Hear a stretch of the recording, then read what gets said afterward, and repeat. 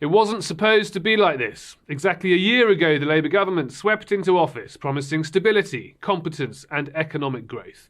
So why, on the one-year anniversary of their victory, does it feel like their dying days?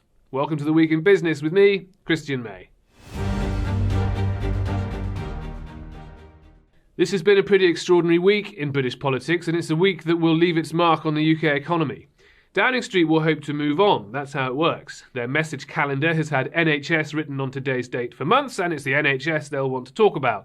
But none of us will forget what happened this week, and no amount of government spin will gloss over it. The sight of the Chancellor, Rachel Reeves, sobbing in the House of Commons, while the Prime Minister, just inches away from her, was on his feet defending their policies, while pointedly failing to defend her, will endure in our political memory. I take no pleasure in the obvious distress of Rachel Reeves, whether the cause was personal, as Number 10 insists, or related to her job and the wider crisis facing the government. I won't join in any effort to mock or criticise the fact that she cried.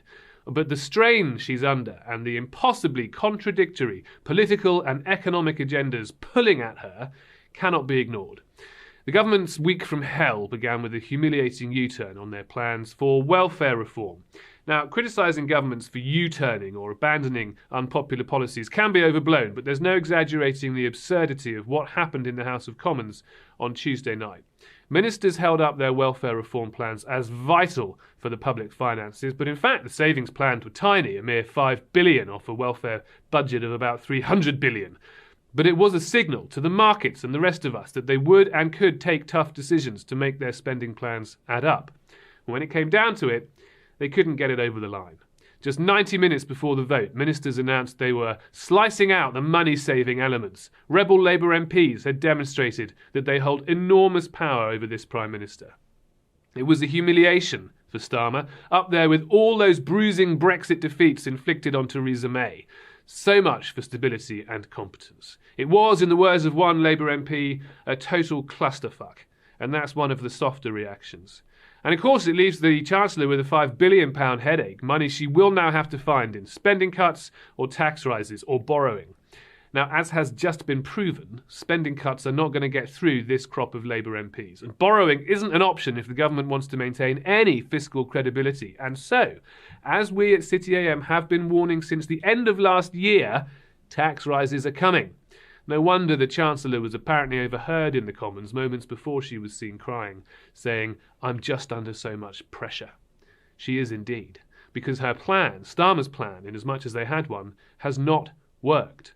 The tax burden is at a record high, and the growth rate is barely registering. Employment is down, job vacancies are down, business confidence is down. There's a reason why I've been banging this drum pretty much week in, week out. It's not just sport. It all points to what one top asset manager described yesterday as a hell slide, where the economy doesn't grow, so the government's spending plans don't add up, so they hike taxes to fill the hole, and so the economy suffers yet more pain. And watching all of this, taking it all in, are the bond markets.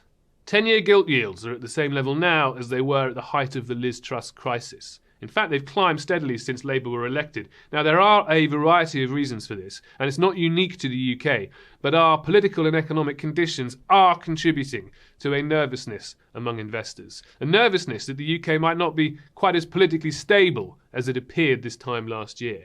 A nervousness that this government will not be able to pass tough spending decisions.